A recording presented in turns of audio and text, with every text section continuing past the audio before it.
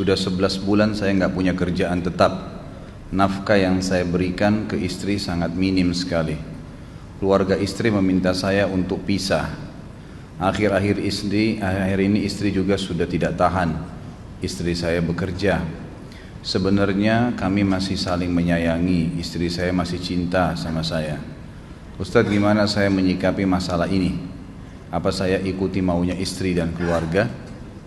Saat ini istri saya lagi didekati pria lain yang lebih mapan dan kaya. Salahkah saya kalau memukul pria tersebut? Karena pria itu telah mengambil kesempatan dalam kesempitan rumah tangga kami.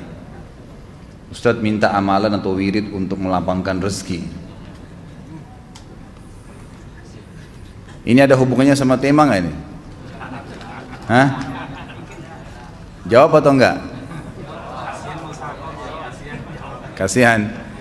Ya udahlah, karena malam terakhir ya.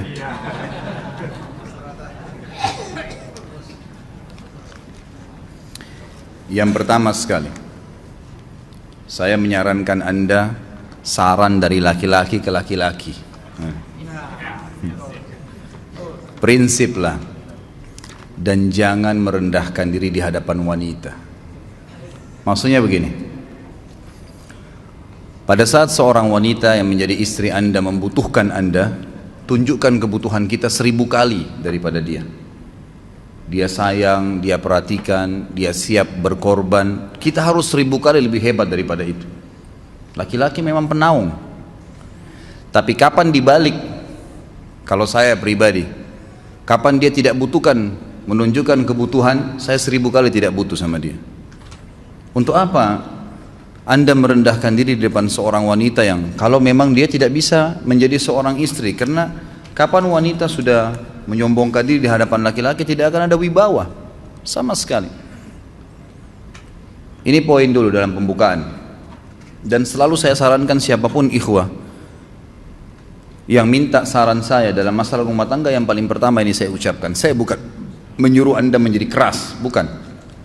Tapi saya mengajak Anda untuk punya prinsip dalam hidup. Wibawa, pemimpin rumah tangga.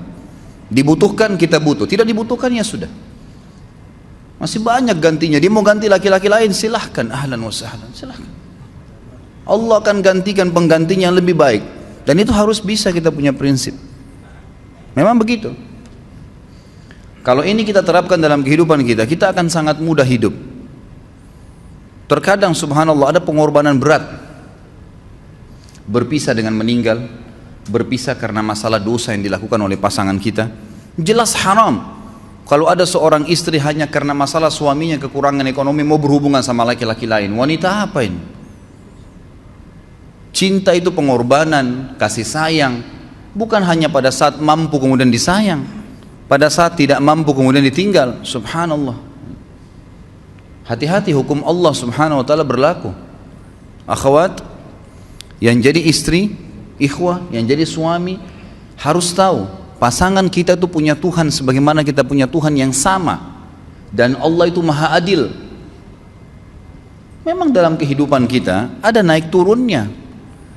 Dan makna cinta adalah pengorbanan. Itu sebenarnya.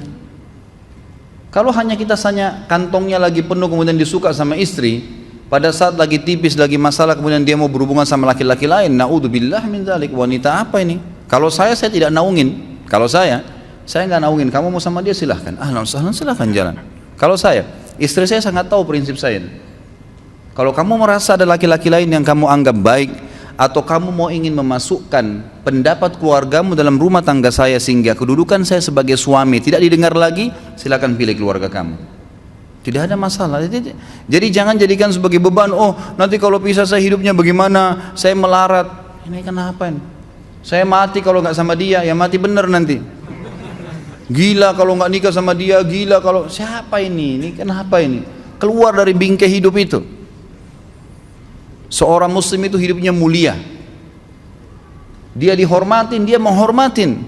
Dia dihina, tinggalkan. Allah SWT tidak menyuruh kita menghinakan diri, tidak boleh. Kalau wanita ini misalnya, istri ini yang dikatakan tadi masih mencintai suaminya, dia hanya sekedar minta kerja, ya, garis bawahi kalimat ini ya, dia hanya sekedar minta kerja untuk membantu nafkah rumah tangga, ahlan wa sahlan, jempol, nggak masalah, bagus itu. Sampai suaminya mapan, itu baik. Tapi dalam kondisi masih status istri punya hubungan sama laki-laki lain, naudzubillah min dzalik. Mana ghirah, mana kecemburuan positif yang telah Allah pelihara dalam diri kita, nggak boleh. Pada saat seorang sahabat pulang ke rumahnya mendapatkan istrinya selingkuh dengan laki-laki lain, tidak disebutkan apakah berhubungan biologis atau tidak, tapi yang jelas sahabat ini sampai kaget, masuk ke rumahnya temukan ada laki-laki lain. Dia bingung mau lakukan apa. Dia pergi ke Nabi SAW lalu berkata, ya Rasulullah, saya pulang rumah istri saya lagi sama laki-laki lain. Maksudnya dia pandu saya harus buat apa nih? Apa yang terjadi?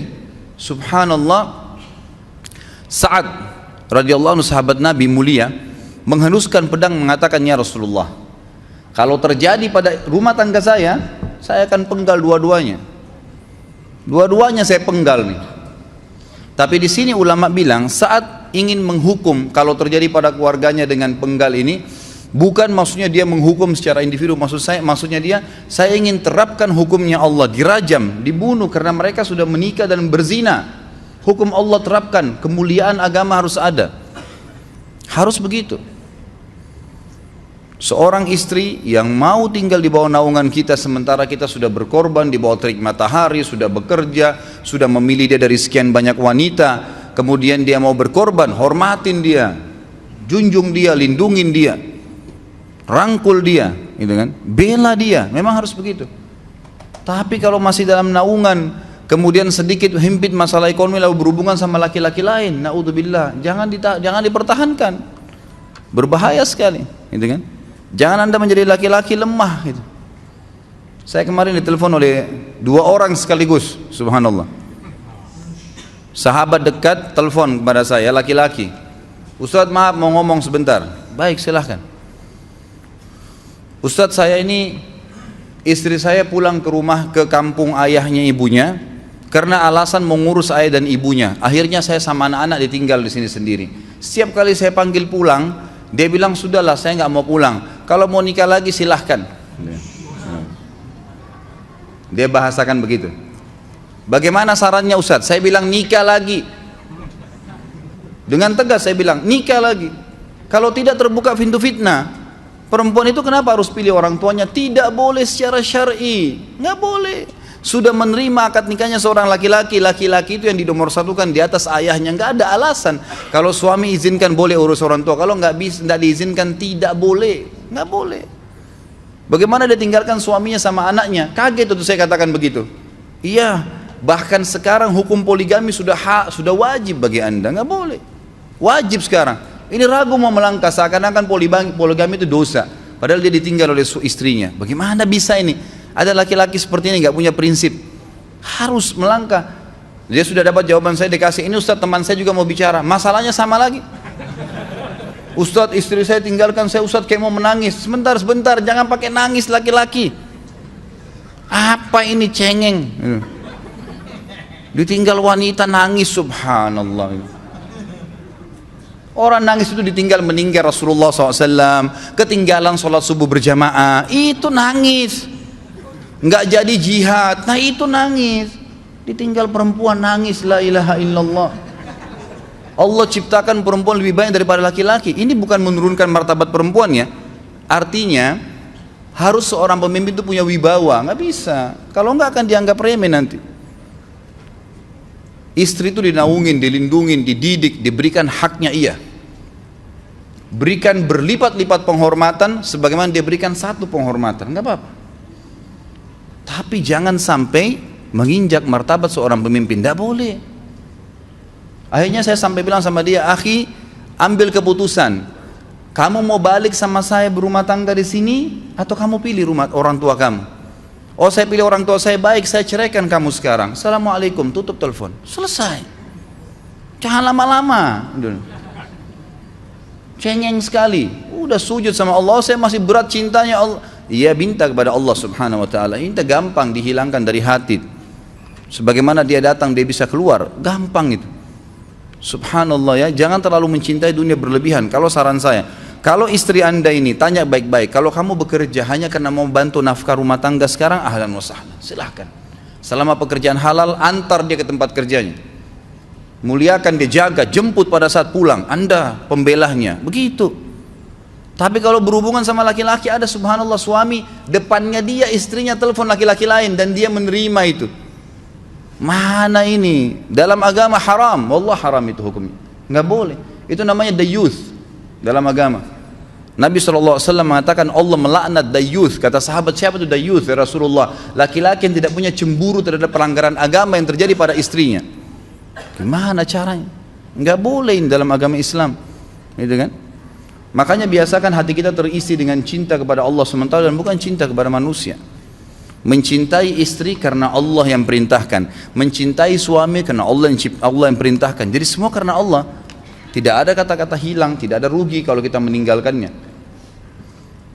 Jadi ini hal mendasar yang saya tahu, Allahu alam. Jadi sampaikan seperti itu. Kalau wirid apa? Saran saya adalah memperbanyak istighfar kepada Allah SWT.